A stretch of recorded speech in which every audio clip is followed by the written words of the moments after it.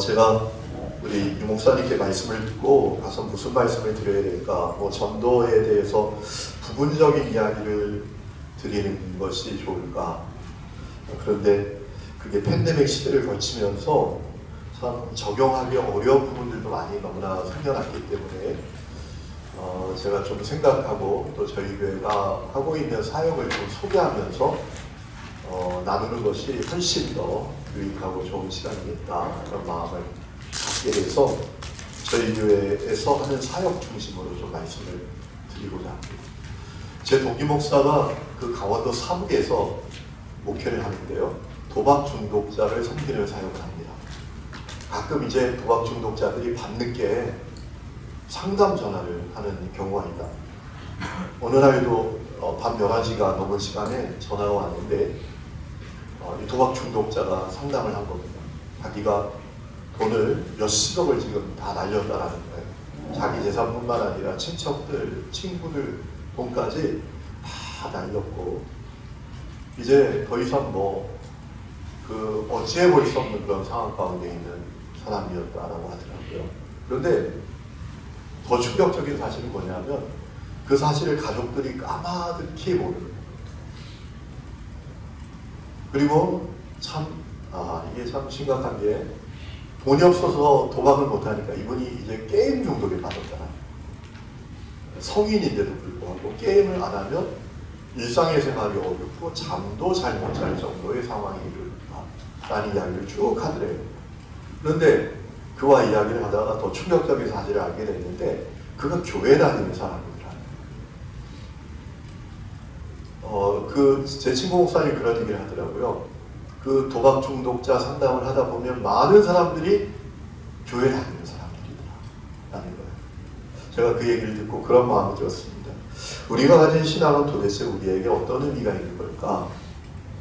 우리가 가진 신앙생활이 우리에게 도대체 뭘까? 라는 그런 마음이 들었습니다. 여러분, 우리가 잘 아는 존 파이퍼라는 목사님은 희락의 신학자라고 알려져 있죠. 그럼 기독교는 뭐냐? 한마디로 그렇게 정의했던 적이 있거든요. 시원한 샘물과 같다. 갈증으로 목말라던 사람이 시원한 샘물을 만나면 그 샘물을 아주 잘 먹고 힘을 얻어서 인생길을 힘차게 가는 것처럼 우리 기독교가 그와 같다라고 했습니다. 그런 생각을 해봤어요. 오늘 우리의 기독교가 우리 교회 안에 있는 사람들과 또 교회 밖에 있는 사람들에게 시원한 샘물과 같을까, 그런 생각을 해본 적이 있습니다. 성경 속에 그와 같은 질문을 받아야 될 교회가 있었죠. 우리가 잘 아는 고린도 교회입니다. 여러분이 잘 아시는 대로 이 고린도 교회는 문제 종합 세트와 같은 그런 교회잖아요. 분쟁 문제, 소송의 문제, 우상 숭배의 문제, 성적인 타락의 문제, 말도 안 되는 그런 문제가 가득한 그런 교회였지 않습니까? 왜 이 고린도 교회가 그와 같은 교회가 되었을까요? 저는 크게 두 가지 이유가 있다고 생각을 하는데, 첫 번째는 교회가 세속화되었다는 거죠. 이 고린도라는 지역이 우리가 잘 아시다시피 아주 세속화된 도시, 타락한 도시 아니었습니까? 그러니까 이 고린도 교회가 그 세속화된 도시에서 그 도시를 성시화하기보다 그 도시에 물들어버린 그런 교회가 되고 말았기 때문이다 라고 할 수 있겠더라고요. 그리고 또 하나 중요한 이유가 있는 것을 제가 성경을 읽다가 보게 됐는데, 다른 복음을 믿는 교회가 되어버렸다라는 것. 고린도후서 11장 4절 말씀입니다. 자, 바울이 고린도후서 11장 4절에 이렇게 말합니다. 만일 누가 가서 우리가 전파하지 아니한 다른 예수를 전파하거나 혹은 너희가 받지 아니한 다른 영을 받게 하거나 혹은 너희가 받지 아니한 다른 복음을 받게 할 때에는 너희가 잘 용납하는구나. 이 고린도 교회 성도들이 다른 복음을 받아들였다라는 겁니다. 그러면 그들이 받아들인 다른 복음은 뭐죠? 율법주의죠. 율법주의. 예수를 믿는 것으로 구원받기에 충분하지 않으니까 율법도 지켜야 된다. 여러분, 이 율법주의의 가장 큰 문제는 십자가의 복음을 부족한 복음으로 만드는 거잖아요. 예수의 죽음을 부족한 죽음으로 만드는 것 아니겠습니까? 그래서 그들이 가진 신앙이 그저 문화적인 신앙, 또 명목적인 신앙, 형식적인 신앙이 되어버리지 않았는가. 그래서 그렇게 무기력한 그런 사람들이 되고 말았구나 라고 생각해 볼 수가 있습니다. 저는 이 고린도 교회를 생각하면서 오늘 우리들의 교회를 한번 생각해 봅니다. 오늘 우리들의 교회는 고린도 교회와 다른가? 오늘 우리들의 교회는 분열과 분쟁의 문제에서 자유로운가? 절대로 그렇지 않죠. 여러분, 우리 교단적으로만 해도 이 분열과 분쟁의 문제로부터 절대로 자유롭지 못하잖아요. 뭐 교회는 말할 것도 없고, 성적인 타락의 문제, 또 우상숭배의 문제. 여러분, 오늘 교회 우상은 뭘까요? 저는 교인 숫자라고 생각해요. 교회 예산. 그 교회 교인 숫자가 얼마냐? 또 그 교회 예산이 얼마냐? 이게 우상이 되어버렸거든요. 또 이 고린도교의 심각한 문제가 은사를 변질시킨 문제 아닙니까? 그 문제가 여전히 우리에게 있죠. 우리 교단적으로 보면 영급이 계급이잖아요. 참 안타까운 모습이 오늘 우리들에게도 있지요. 언제부턴가 우리는 다른 복음을 전하고 다른 복음을 믿는 사람들이 되어버리지 않았는가. 고린도 교회 성도들과 똑같이 우리 교회 안에서도 성도들에게 다른 복음을 잘 전하지 않습니까? 교인들이 예수의 십자가 복음을 만났는지 안 만났는지에 대해서 별 관심은 없고 그저 교회 잘 나오고 교회 프로그램에 잘 참여하고 형편되면 봉사하고 목사 말 잘 들으면 그만이다. 근데 이런 분위기가 교회 안에 사실 있지 않습니다. 고린도 교회의 문제가 그것이었는데 오늘 우리의 교회도 그렇게 돼버리지 않았는가라는 마음을 갖게 됩니다. 팬데믹 상황이 끝나갑니다. 미국 여러분도 보도를 통해서 들으셨는지 모르지만 워싱턴 대학에서 얼마 전에 그런 얘기를 하더라고요. 4월 달이 되면 한국서도 코로나가 풍토병이 될 확률이 크다. 그렇게 연구 결과를 발표했다고 하더라고요. 그래서 이제 사람들마다 교회들마다 리오픈을 준비하는 것 같아요. 그런데 저는 절대로 그렇게 해서는 안 된다고 생각합니다. 이 리오픈이 되면 안 되고 리스타트가 돼야지. 왜냐하면 우리가 지금까지 정말 치명적인 실수를 범해왔는데 복음이 사라진 교회가 되어버린 거예요. 그것이 이 팬데믹 상황을 거치면서 우리 자신을 살펴볼 때 분명히 깨닫게 된 것이 아닌가라는 생각을 합니다. 그렇기 때문에 이제 리오픈이 아니라 리스타트가 되어야 되는데 그 핵심은 뭐냐? 복음을 다시 붙드는 것이라고 저는 믿습니다. 다시 복음을 분명하게 붙드는 것.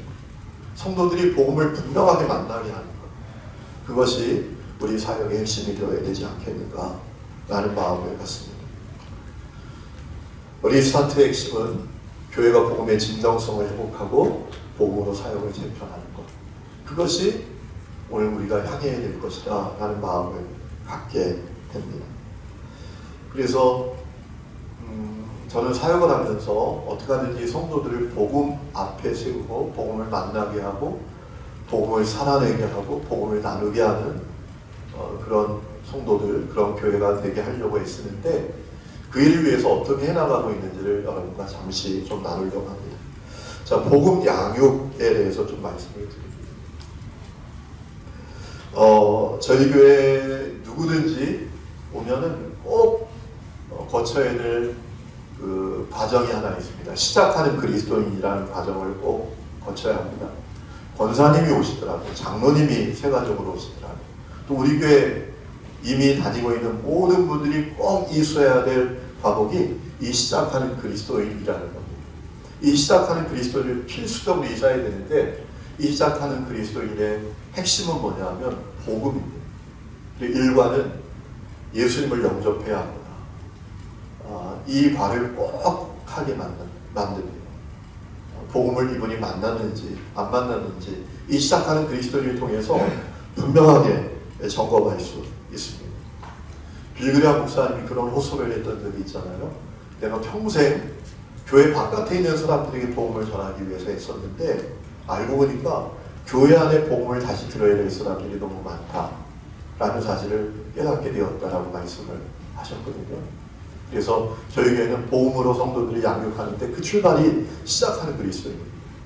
복음을 분명히 만나도록 하는데 집중을 하고 있습니다. 두 번째는 복음 양육을 합니다. 온 오프라인을 병행해서 저희가 사용하는 것은 줌 또는 듀오라는 앱을 통해서 합니다. 이 듀오라는 앱이 써보니까 참 좋습니다. 회원 가입할 필요도 없고 뭐 프로그램 깔 필요도 없고 안드로이드 그 스마트폰을 갖고 있는 분은 그 안에 듀오라는 앱이 다 들어있습니다. 이것은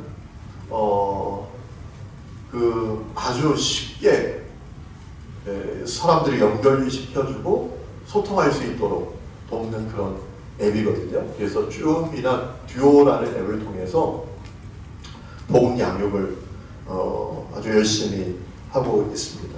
시작하는 그리스도인들부터 시작해서 큐티, 통성경 읽기, 모세오경, 복음서, 믿음의 삶, 변화의 삶, 또 결혼 예비학교, 성경적 부모교실, 마더와이즈, 파더와이즈 이런 것들을 온오프라인을 병행해서 열심히 하고 있습니다. 특별히 우리가 이 일을 위해서 한 것이 교회 안에 스튜디오를 만들었습니다. 거의 우리 감리교회 안에서 최초에 가까울 만큼 저희들이 일찍 스튜디오를 만들었어요. 그래서 이제 방송 장비를 교회에 구축을 한 겁니다. 저희는 좀 어떤 분이 헌금을 해주셔서 잘 만들었는데 이게 너무 필요합니다, 사실 요즘. 그래서 얼마 전에는 저희 서울연회 안에서 비전교회 목회자들 30교회에 저하고 저희 친구 목사님들 몇 명이서 이 방송 장비를 제공해 주셨어요. 제공해 드렸어요. 이 100만 원이면 할 수 있거든요. 본인이 가지고 있는 스마트폰을 통해서 영상 촬영하고 편집할 수 있는 그렇게 할 수 있는 뭐라 그럴까요? 이 조명 장비부터 시작해서 30교회를 해드린 적이 있어요. 그래서 저희가 복음으로 성도들을 양육하기 위해서 이 스튜디오를 만들었습니다. 여러분 교회에서도 이게 꼭 필요합니다. 이제는 앞으로 팬데믹 시대가 끝나도 이따가 우리 지 대표님 와서 말씀하시겠지만 그분은 통계를 가지고 얘기하니까 정확한 얘기를 하시거든요. 제가 그 강의를 들은 적이 있는데 팬데믹이 끝나도 교회에 돌아오지 않을 거다라는 분들이 거의 한 30%가 넘더랍니다. 그분들에게 온라인으로 다가가는 것이 대단히 중요한데 그래서 저희는 스튜디오를 제작을 했습니다. 그리고 사역의 패턴을 완전히 바꿨습니다. 지금까지 부교역자들의 사역, 신방전사들의 사역이 대부분 관리 사역이었거든요. 이분이 교회 왔나 안 왔나, 이분이 어떤 봉사를 하나, 어떤 활동을 참여하나 이런 패턴이었는데 그 사역의 패턴을 완전히 바꿨습니다. 한 사람 한 사람 만나면서 이분이 복음을 정말 만났나, 복음을 만나지 못했다면 구원 상담을 하면서 그분이 복음을 분명하게 만날 수 있도록 돕도록 이렇게 사역의 패턴을 완전히 바꿨습니다. 그래서 사역자들의 사역이 관리 사역이 아니라 복음 사역이 되도록 했습니다. 두 번째로 저희가 중요하게 생각하는 게 복음이 중심이 된 속회를 세우는 것입니다. 그래서 이제 여러 가지 것들 가운데 하나만 말씀을 드리면 순별도 저희가 이제 이름을 하늘 톡방이라고 했는데 하늘 톡방을 만들게 했습니다. 이 하늘 톡방은 뭐냐 하면 매일 정해진 분량의 성경을 읽고 수원들이 받은 은혜를 그 톡방에 올리는 겁니다. 우리 분량에 따라서 좀 구분을 했습니다. 1년에 성경 한 번을 읽고 나누기를 원하는 것을 선택할 수도 있고요. 구약을 한 번 읽고 신약을 한 번 읽고 나눌 수 있도록 세 부분으로 나눠서 순별로 선택하도록 했습니다. 그래서 성경을 읽고 성도들이 이렇게 카톡방에 받은 은혜를 나누는 겁니다. 진행하는 방법은 함께 할 속도원을 모아 카톡방을 만드는 겁니다. 예를 들면 속도원이 7명이면 7명 다 의무적으로 하는 건 아닙니다. 속도원들 가운데 여기 함께 할 사람들을 모집합니다. 그래서 그분들이 하는 거예요. 그러니까 속도원이 7명이라도 하늘톡방에 참여하는 분은 한 4명 정도 될 수도 있는 겁니다. 왜냐하면 자원해서 계속해서 하는 것이 필요하기 때문에 그렇게 하고 카톡방에서 진행할 성경 읽기 계획을 선택합니다. 성경을 일독할 건지 구약을 일독할 것인지 신약을 일독할 것인지 선택하게 하고요. 그리고 매일 교회에서 속장에게 그 읽을 분량에 대한 요약, 간단한 설명의 내용을 전달을 합니다. 속장님이 그걸 받아서 자기 톡방에 올리는 겁니다. 그러면 그 속도원들이 먼저 예를 들면 오늘 창세기 1장부터 3장까지 읽는다면 창세기 1장부터 3장에 대한 간단한 개념과 요약에 대한 내용을 먼저 읽고 그 성경을 읽도록 하는 겁니다. 그것을 이제 속장이 계속 올려주는 겁니다. 그러면 성도들이 매일 교회에서 속장을 통해 전달된 장절 요약을 참고하고 성경을 읽고 묵상하고 묵상 중 은혜 받은 내용을 카톡방에 올려서 수업들과 함께 나누도록 하는 겁니다. 이게 나누도록 하는 게 대단히 중요한데요. 성경 읽기에 집중력을 높일 수 있고 서로에게 열정과 도전을 줄 수 있더라고요. 나는 이 말씀이 이렇게 다가왔는데 이 말씀이 이분에게 이렇게 다가갔구나 그러면서 도전을 받고 또 영적 성장의 중요한 계기가 되더라고요. 그 말씀을 통해서 삶을 적용해내고 문제를 적용해내는 그런 일들이 일어나고 또 출석부의 역할도 합니다. 이것을 하면서 성도들이 정말 설교 듣는 것 이상으로 영적 성장이 일어나고 믿음이 자라는 것을 보게 됐습니다. 그리고 이제 저희들이 관심 갖는 것 가운데 하나가 복음이 중심이 된 가정을 세우는 겁니다. 그래서 저희가 가정 예배를 드릴 수 있도록 아주 최선을 다하고 있습니다. 그래서 처음부터 가정 예배를 매주 드려라 이러면 너무너무 겁내하고 부담스러워하는 분들이 있기 때문에 한 번에 한 번 가정 예배를 드리라 라고 도전을 해서 매월 둘째 주 토요일을 가정 예배의 날로 정했습니다. 우리 교회 모든 성도들 가정은 매월 둘째 주 토요일은 가정 예배 드리는 날이다. 그렇게 정하도록 했습니다. 그래서 가정 예배를 위해서 가이드북을 만들었습니다. 그래서 각 가정별로 다 배부를 하는 겁니다.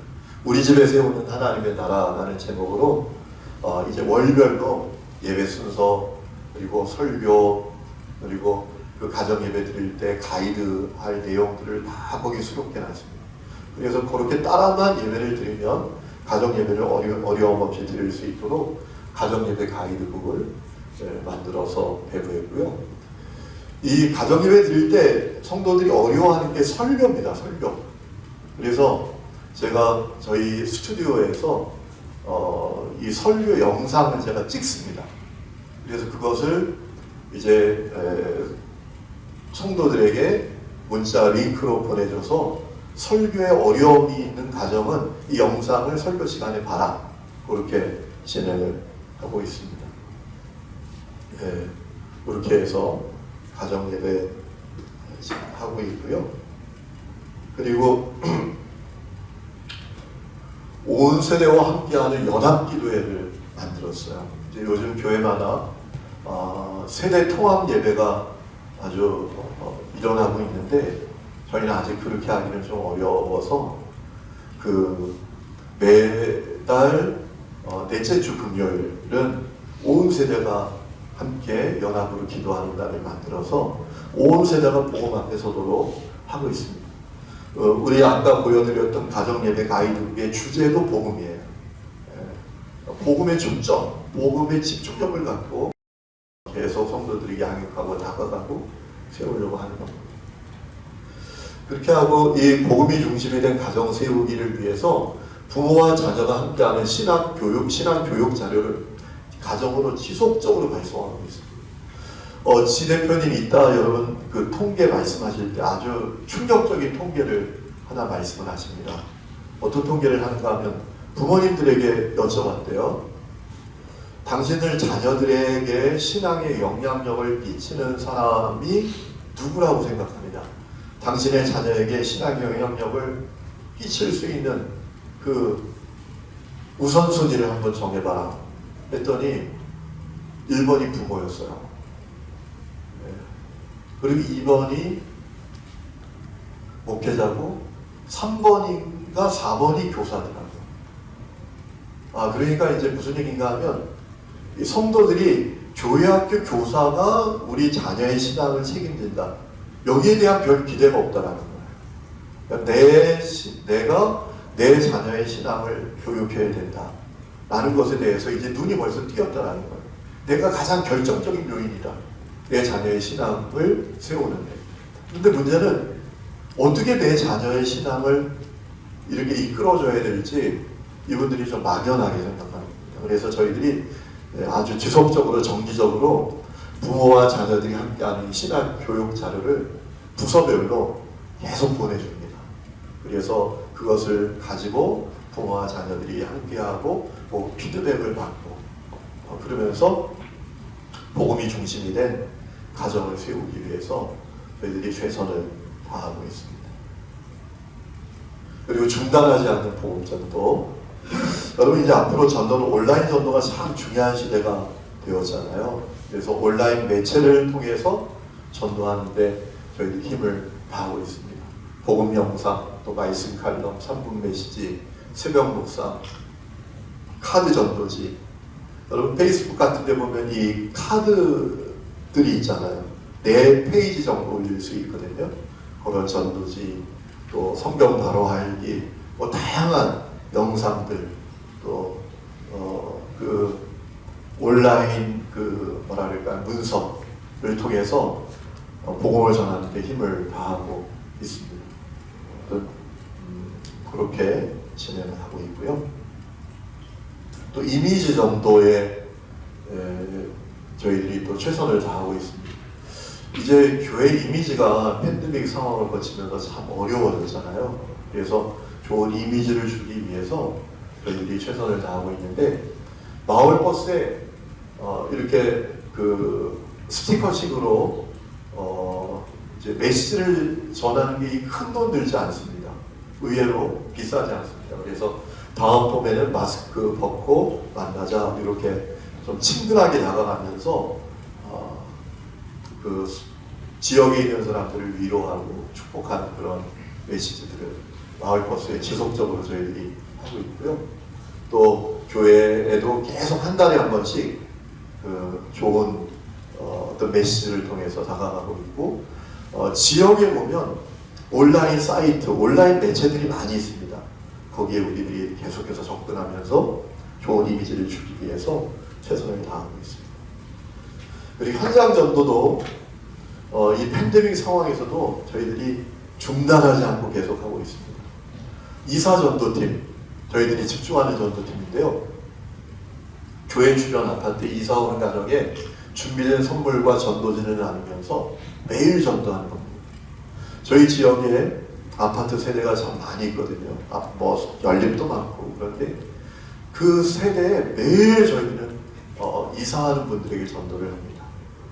담당하는 분이 계십니다. 2인 1조로 해서 한 분은 차가 있는 분이 섬겨주셔서 그 지역을 쭉 차를 타고 도는 거예요. 그러다가 이사하는 집이 있잖아요. 이렇게 사다리 차가 있는 집이 있으면 준비한 선물을 가지고 이삿짐이 거의 다 마무리됐을 즈음에 찾아가는 겁니다. 찾아가서 잘 오셨다고, 어디서 오셨냐고, 우리는 여기 주변에 있는 교회에서 왔는데 환영한다고 축복한다고 그러면서 선물을 줍니다. 그때 주는 선물이 뭐냐면 생수를 큰 거를 드립니다. 왜냐하면 이제 이삿짐을 풀고 보면 제일 필요한 게 생수거든요.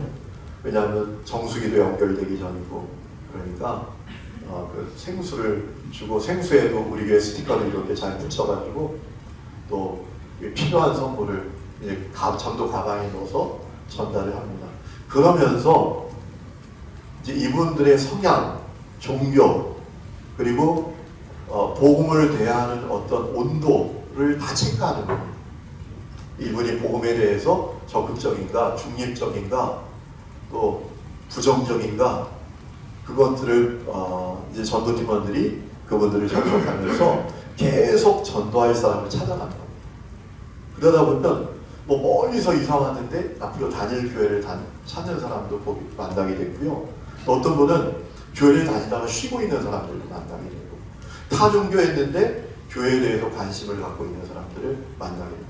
그렇게 접촉하면서 사람들이 마음을 알게 됩니다. 아, 이분이 복음에 대해서 열려있구나, 아니구나.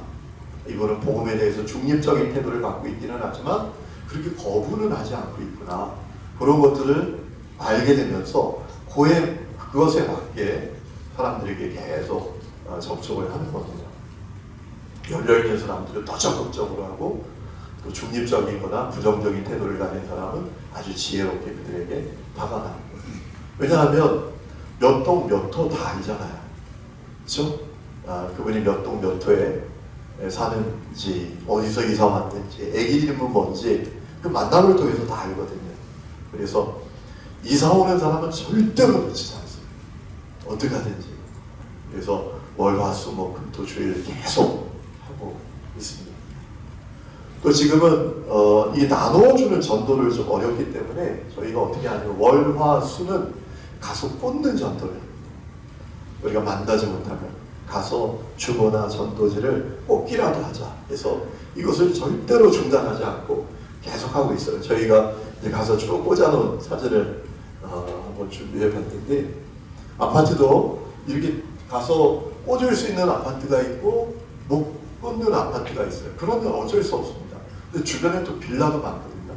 빌라들은 얼마든지 가서 집집마다 전도지나 주보를 꽂을 수 있어요. 이렇게 하면서 어떤 교회와 성도들 마음속에 상황과 여건에도 불구하고 우리가 복음을 전해야 된다라는 그 마음을 식지 않게 할 수 있어요. 복음에 대한 열망을 계속해서 불태우도록 할 수 있었습니다.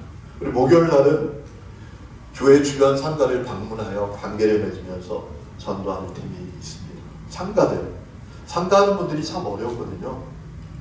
어떤 분은 전 재산 다 넣어서 이거 잘못되면 내 인생 망가지는 그런 분들도 많습니다. 그분들에게 지속적으로 가기 때문에 나중에 보면 그분들의 상담자까지 되어주더라고요.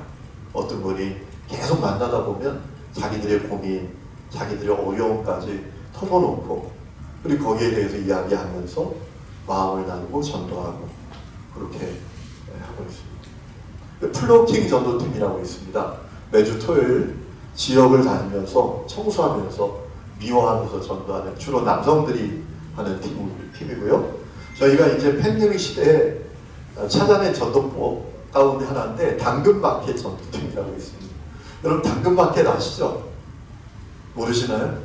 당근마켓 아시잖아요. 중고물품 거래하는데 거기 우리 전도팀원들이 자원해서 성도들이 기부한 물품을 나눠주는 겁니다. 그래서 만났을 때 나눠주면서 돈을 왜 안 받나요? 이건 돈 받지 않는다고, 그냥 드린다고. 혹시 예수 믿냐고. 난 예수 믿는데 예수 너무 좋다고. 이렇게 하는 거예요. 그래서 교회 교우들이 자기 가정 속에 안 쓰는 좋은 물건들이 있거든요. 그거를 교회로 다 갖다 달라고 합니다. 그것을 가지고 당근마켓 전도팀이 올리는 겁니다. 그러면 사람들이 접촉해 옵니다. 그러면 그분들에게 나누어주면서 그분들의 영적인 상태를 살피고 복음에 대해서 어떤 태도를 가지고 있는가 다 이제 살피게 되는 겁니다. 그러면서 전도를 하고 있습니다. 당근마켓 전도팀. 그리고 또 저희들이 관심 갖는 것 가운데 하나가 타겟 전도입니다. 이제 팬데믹 시대에는 이제 사람들을 그냥 무차별적으로 만나서 복음 전하는 게 점점 더 어려워지더라고요. 그래서 저희가 타겟을 정해서 그들에게 다가가서 복음을 전하자라는 방향을 세웠습니다. 타겟 전도는 뭐냐면 다양한 계층을 타겟으로 삼아서 관심 분야로 접촉하며 복음을 전하는 겁니다. 대신 전도의 주체는 교회가 아닙니다. 전도의 주체가 교회가 되는 순간 사람들이 관심을 갖지 않습니다. 그래서 교회 안에 그 대상마다 팀을 만듭니다. 그래서 그 팀이 주체가 되어서 전도를 하는 겁니다. 저희 교회 같은 경우는 교회 1층에 카페가 있습니다. 에슬람 카페라고 55평의 카페가 있습니다. 그 카페를 대관에서 실시하는 겁니다. 입장료나 등록비는 받지 않고요. 개별 음료 주문만 그분들이 하는 겁니다. 예를 들면 커피값 3,000원만 내는 겁니다. 그리고 재료비만 내면 됩니다. 그러면 그분들이 유익한 도움과 정보나 여러 가지 것들을 제공받을 수 있는 것입니다. 1회에 약 40명에서 50명 정도 실시를 하는데 교회 색깔을 절대로 드러내지 않습니다. 그리고 돌아갈 때 기념품과 교회 브로셔 같은 것만 전달을 합니다. 그리고 몇 차례 진행하면서 자연스럽게 복음과 교회에 대해서 열려있는 사람을 만나게 되고 중립적인 태도를 가진 사람을 만나게 되고 복음을 거부하지만 적대적이지 않은 사람을 만나게 됩니다. 그래서 그들에게 접촉하면서 복음을 전하는 겁니다. 이제 무차별적으로 복음을 전하는 것은 참 어려운 시대가 된 것을 여러분들이 아시잖아요. 그래서 어떻게 하냐 하면 유아 유치 부모님 타겟은 맘카페 회원들을 주 대상으로 삼습니다. 주로 그들이 관심을 갖는 DIY 만들기, 꽃꽃이라든가 임산부하기, 베렛 인형 만들기, 리본 공예, 수세미 만들기, 휴대폰 케이스 만들기, 풍선 아트 같은 것들을 함께 배우자라고 이제 초청하는 겁니다. 그런데 누가 하냐면 교회가 하는 게 아닙니다.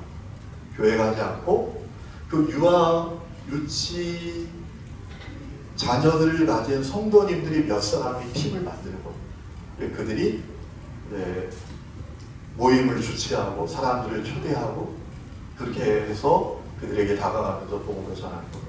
이 맘카페에 이런 것을 하는 것이 참 쉽지 않습니다. 왜냐하면 맘카페 회원이 되면 이런 행사를 소개하는 것도 예를 들면 어떤 글을 10번 이상 올리고 댓글을 30번 이상 달고 그래야 이런 어떤 행사를 소개할 수 있는 자격을 얻습니다. 그래서 그 부분에 대해서 충분히 연구를 한 다음에 유아집 부모들 대상으로 해서 하는 겁니다. 여러분 교회에 카페가 없다고 못할 건 절대로 없습니다. 왜냐하면 어떤 카페를 대여하면 됩니다. 길어야 2시간, 3시간 하는 거거든요. 길어야 3시간, 더 길면 4시간 정도 하는 거기 때문에 어떤 메이커 카페가 아닌 일반 카페들을 4시간 정도 그 카페 정원 정도 빌리겠다고 하면 카페 주인들은 너무너무 좋아합니다. 그 시간 동안 차를 다 파는 거잖아요. 그리고 소정의 추가적인 비용이 있으면 그걸 또 제공해 주면 됩니다. 그래서 그들에게 지혜롭게 다가가면서 복음을 전하는 겁니다. 이제는 그렇게 해야 됩니다. 이제는 이게 뱀같이 지혜롭게 다가가야지 교회가 하는 거다, 교회가 주체가 된다 이러는 순간 사람들이 마음의 문을 닫기 때문에 그렇게 하고요. 또 어린이 부모를 대상으로 해서는 자녀의 성교육에 대해서 구비 중인 부모에게 전문가를 통해서 정보와 도움을 제공하고요. 청소년 부모 타겟 같은 경우는 자녀의 게임 중독이나 진학 문제로 고민 중인 부모에게 전문가를 통해서 정보와 도움을 제공을 합니다. 실버 세대, 코로나 블루와 우울증으로 고통받는 실버 세대에게 전문가를 통해서 도움을 제공하죠. 웃음 치료사, 심리 상담가 이런 분들을 초청해서 도움을 제공합니다. 그래서 이분들도 역시 이 모임을 주최하는 분이 절대로 교회가 아닙니다. 그 연령에 맞는 팀이 만들어져서 그 팀이 주최하고 그 팀이 주관하고 그 팀이 계속해서 전도하는 그런 것이 이 타켓 전도입니다. 저희 같은 경우는 그 행사 당일날에는 어린이 도서관 청소년 카페를 오픈해서 부모들이 아이를 데리고 옵니다. 그러면 그 아이들이 그 시간 동안 잘 놀 수 있도록 케어하고 돌보기도 하고 있습니다. 또 우리가 중요하게 타켓으로 삼아야 될 분들이 있는데 1인 가구입니다. 1인 가구. 여러분 그거 아시죠? 우리나라 전체 가구 가운데 25%가 1인 가구가 되었습니다. 혼자 사는 가구가 우리나라 세대를 전체 세대를 100%로 본다면 25%가 되었다라고 합니다. 그래서 제가 관심 갖게 된 게 이 36세 이상의 청년 공동체를 만들어서 1인 가구 세대에게 복음을 전하는 겁니다. 그래서 이것은 이제 모인 지 얼마 되지 않았는데요. 충격적인 게 36살 이상의 이 청년들을 첫 번째 모인 날 이게 찍은 사진인 것 같은데 15명 정도가 모였어요. 여러분 그렇게 많아지고 있습니다. 그런데 더 충격적인 건 뭔지 아십니까? 여기 온 청년들이 30 앞에 3자가 들어가는 청년이 한 명도 없습니다. 41부터 시작이 됩니다. 41, 42, 43. 앞으로 이 1인 가구 세대에게 어떻게 복음을 전할 건가? 이게 대단한 숙제입니다. 아직 저희는 방향을 잡지는 않았습니다. 교회 안에 있는 이제 청년들, 미혼 청년들이죠. 그 청년들이 일단 모였어요. 그래서 우리가 어떻게 교회 바깥에 있는 1인 세대에게 다가갈 것인지 우리가 주님이 인도하심을 구하자. 그런 상태로 지금 모이고 있는 중입니다. 절대로 1인 가구 세대에 포기하면 안 되겠습니다. 그렇게 하고 있고요. 관계전도, 성도들이 지속적으로 관계전도를 할 수 있도록 해야 되는데요. 저는 절대로 성도들에게 전도하자라고 말하지 않습니다. 저희 교회 성도들에게 전도하자라고 말하지 않습니다. 뭐라고 말하는가 하면 한 영혼 전도하자, 한 사람 구원하자. 그렇게 하는 것이 성도들에게 더 설득력 있게 다가간다고 하더라고요. 그래서 저희는 작년에는 못했는데 재작년까지도 팬데믹 상황 속에서도 총도원 전도 축제를 했습니다. 저희는 이제 동행 플러스라고 하거든요. 동행 플러스를 했습니다. 그래서 어쨌든지 성도들이 끊임없이 온 성도들이 불신자들과 관계를 맺으면서 복음을 전할 수 있도록 도전을 해야 합니다. 팬데믹이라고 절대로 중단하면 안 됩니다. 제가 성도들이 전도할 때 왜 그렇게 전도를 어려워하나 봤더니 중요한 문제가 있는 것을 확인했습니다. 불신자에게 어떻게 다가가야 될지를 잘 몰라 하더라고요. 그래서 제가 전도하면서 어떻게 성도들이 불신자에게 쉽게 다가가서 전도할 수 있겠는지 이 전도법을 하나 만들었습니다. 세상의 전도법이라고요. 이것을 온 성도들에게 저희는 교육을 합니다. 그래서 아파트에서든지 차를 타고 가든지 길을 가든지 사람들을 만났을 때 다가갈 수 있도록 전도하는 전도법을 만들어서 교육을 시킵니다.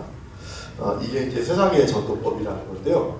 여러분들 관심 혹시 갖고 있으면 제가 자료를 보내드릴 수 있어요. 쉬워요. 전도를 해보면 사람들이 정해져 있거든요. 안 믿는 사람, 믿다 낙심한 사람, 불교인 사람, 천주교인 사람, 기타 종교인 사람, 그들에게 어떻게 전도를 할 수 있는지 그냥 성도들이 몸에 익힐 수 있는 겁니다. 예를 들면 이런 겁니다. 안녕하세요. 인상이 참 좋으세요. 예수님 믿으세요? 그러면 상대방이 아니요 라고 할 것 아닙니까? 그리고 예전에는 교회 가본 적 있으세요? 이렇게 묻게 하는 겁니다. 상대방이 그럴 거 아닙니까? 예전에 가봤죠. 저 청년부 때 청년부 회장까지도 해봤죠. 그러면 이제 거기에 따라서 반응하게 하는 겁니다. 자, 그런 것도 없다. 그러면 이렇게 묻게 하는 겁니다. 가족 중에는 혹시 믿는 분 계신가요? 그렇게 묻게 하는 겁니다. 그러면 가족 중에 믿는 분들이 얼마나 많은지 몰라요. 자기 형님이 목사인데도 교회 안 나가는 사람들이 있거든요. 그분들에게 전도하게 하는. 자, 둘 다 아니에요. 안녕하세요. 예수 믿으세요? 아니요. 가족 중에 혹시 믿는 분 없으세요? 없어요. 라고 한다면 그 다음에 이제 반응하게 하는 것. 이제 몇 가지 유형을 정해서 성도들로 하여금 쉽게 사람들을 만났을 때 두려움 없이 전도하게 하는 겁니다. 뭐 가족 중에도 없다. 아 그래요? 세계 인구 69억 중에 23억이 예수 믿습니다. 예수님 참 좋은 분이십니다. 그러면서 전도를 하게 하는 거고, 불교예요 그러잖아요. 그러면 여러분 어떻게 하시나요? 전도하다가 불교예요 그러면 어떻게 하시죠? 그래서 여러분 전도했는데 아파트 엘리베이터에서 누굴 만났어요? 안녕하세요. 인상이 참 좋으시네요. 예수님 믿으세요? 라고 했는데 상대방이 저 불교입니다. 그럼 어떻게 하죠? 물어야죠. 절에 자주 가세요? 라고. 절에 자주 가시나요? 그러면 우리나라 국민들은 절에 안 가면서도 불교라고 생각하는 사람들이 많아요. 우리 부모님이 다니니까. 그때 이제 이렇게 전도하게 하고, 또 천주교일 때 이것을 간단하게 몇 가지의 질문을 통해서 막히지 않고 사람들에게 다가가서 전도할 수 있도록 돕는 전도법이 이 세상의 전도법입니다. 그래서 이것을 성도들에게 정기적으로 계속 교육을 시키죠. 그러면 웬만한 전도는 사람들 만나서 할 수 있고요. 더 중요한 건 이걸 하다 보면 내가 우리 동네에서 계속 만나던 분인데 아 저분이 어떤 영적 상태에 있구나, 어떤 종교를 갖고 있구나 다 알게 되거든요. 근데 안 물어보니까 몰랐던 거죠. 예를 들면 이런 분이 있습니다. 어떤 분은 다른 종교를 믿는데 이 종교에 회의가 있고 기독교 신앙을 내가 한번 가져볼까 이런 마음을 가진 분들도 우리 주위에 있을 수 있어요. 그렇기 때문에 이 세상의 전도법을 통해서 사람들에게 다가가면서 상대방의 신앙의 상태, 영적 상태, 어떤 종교인지, 또 이 복음에 대해서 이 사람의 온도가 어떤지 이런 것들을 다 확인할 수가 있어요.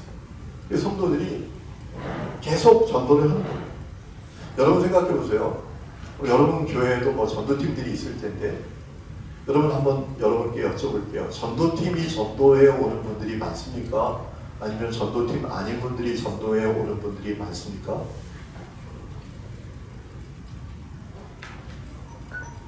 어떠신 것 같으세요? 저희들 같은 경우는 전도팀 아닌 분이 전도해 온 분들이 많아요. 그래서 중요한 것은 20을 잘 훈련시키는 것도 중요하지만 80을 조금이라도 움직이게 하는 게 대단히 중요합니다. 20은 열심히 있는 사람이잖아요. 교회에서 뭘 하자 그러면 열정을 가지고 따라오는 분들이잖아요. 그런데 더 중요한 것은 이 80%의 사람들이 마음을 움직이게 하고 그분들의 마음에 어떤 동원이 일어나도록 하는 것, 그것이 대단히 중요합니다. 그래서 이 전도법을 교육하고 있고요. 그리고 좋은 전도, 영상 같은 것들을 이 주일 예배 가운데 계속해서 지속적으로 보여주는 것이 대단히 중요합니다. 그래서 관계전도 끊어지지 않도록 저희들이 세상의 전도법을 늘 교육하고 있습니다. 그리고 복음의 실천에 대해서 마지막으로 말씀을 드리겠습니다.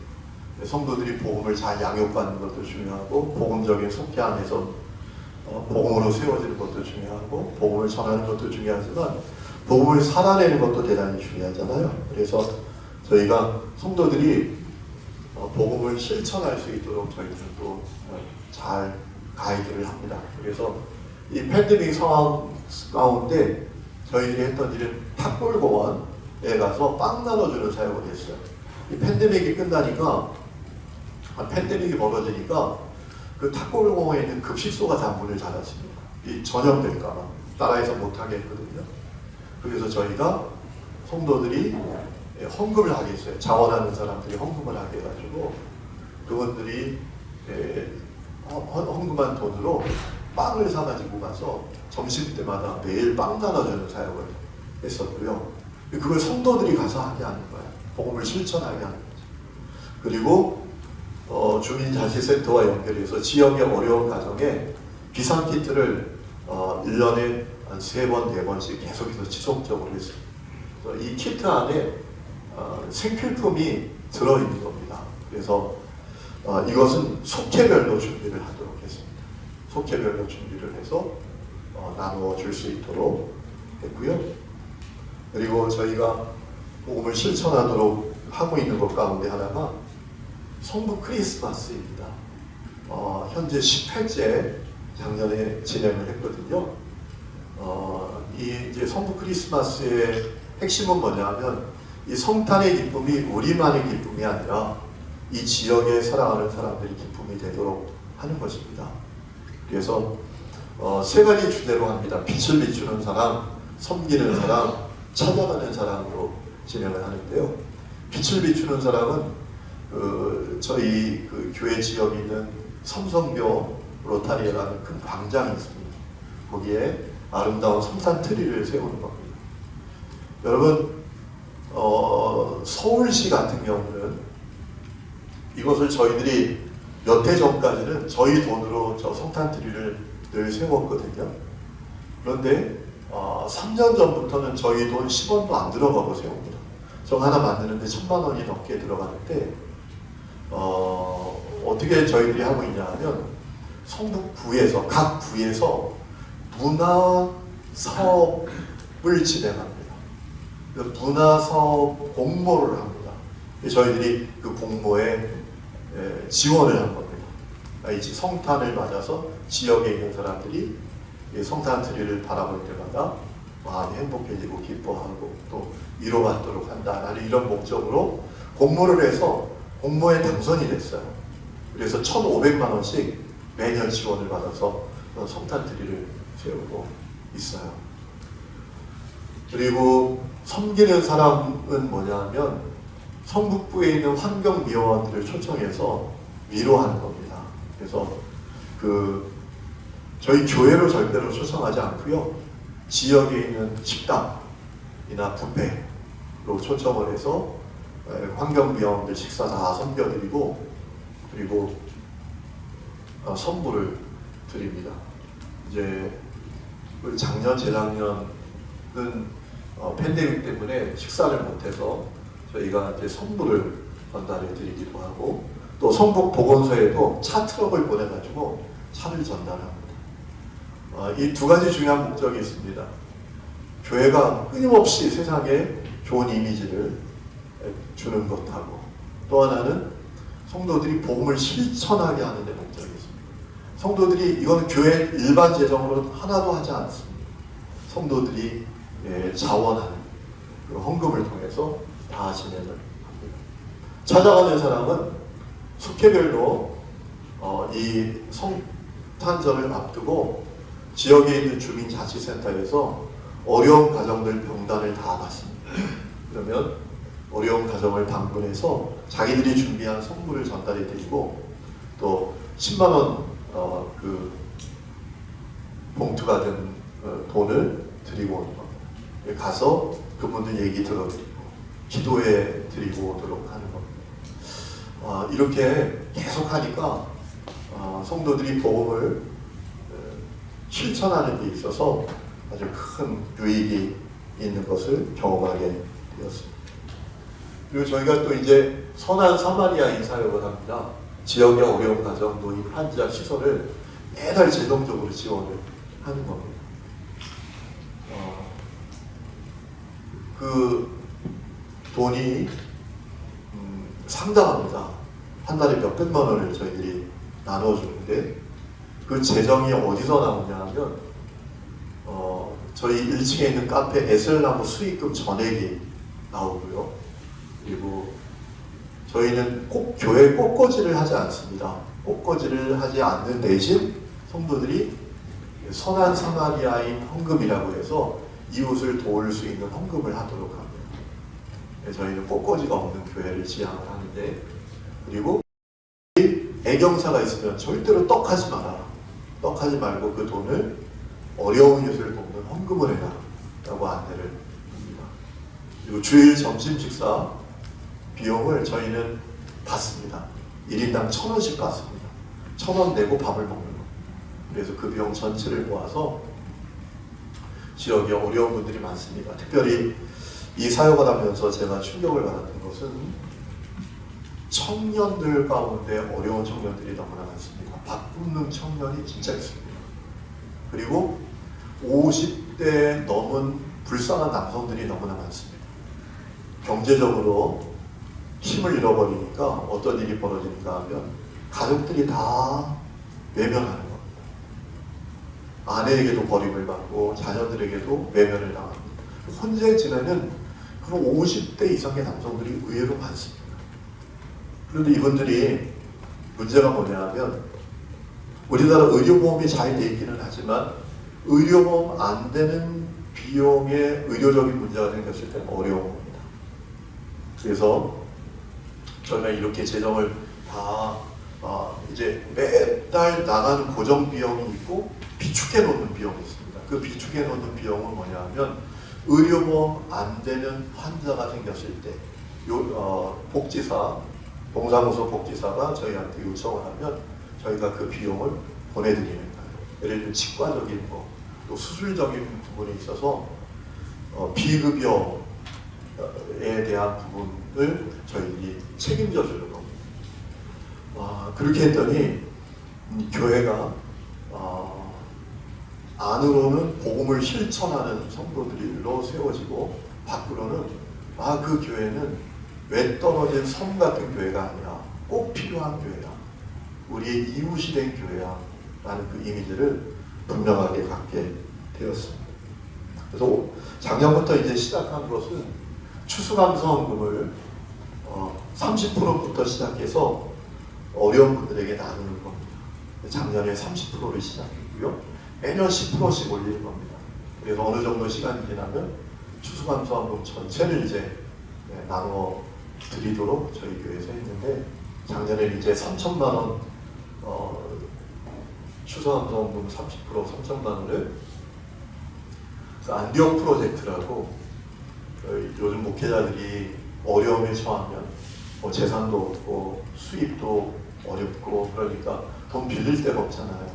그래서 그 저금리 저리로 빌려주는 서울신협에서 빌려주도록 하는 그런 프로젝트가 있거든요. 기금을 모으면 그 기금의 5배를 서울신협에서 빌려줍니다. 그래서 작년에는 3천만 원을 그 안디옥 프로젝트 기금으로 보냈습니다. 성도들이 복음을 계속 실천할 수 있도록 도와줄 때 복음의 양육 또 복음으로 세워지는 공동체가 어떤 힘을 가질 수 있는 것을 보게 되었습니다. 그렇게 저희는 진행을 하고 있습니다. 전도에 대한 부분은 중단하지 않는다는 것. 팬데믹이 와도 만나지 못하면 가서 꼭기라도 한다.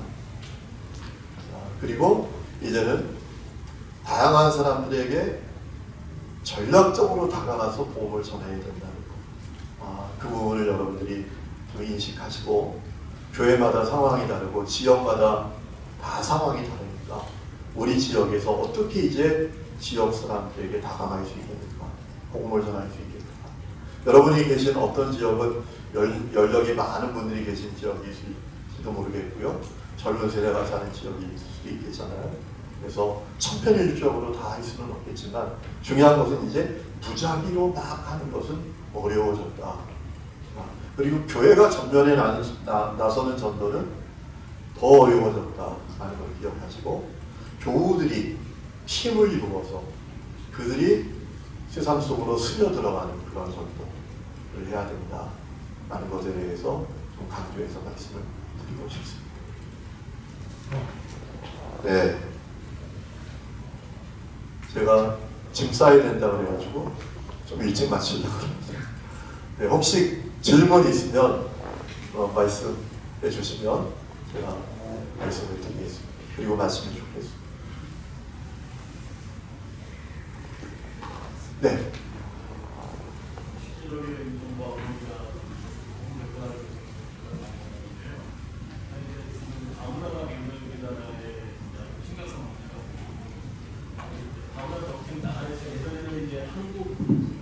한국 사람처럼 만들려고 그랬는데 지금 이제 나라에 사는 정책은 그들의 인권과 그들의 문화와 그 각자 온 것을 다 인정해 주자 이제 그렇게 하면서 지금 다문화가 우리나라에 정착해 가고 있거든요. 네.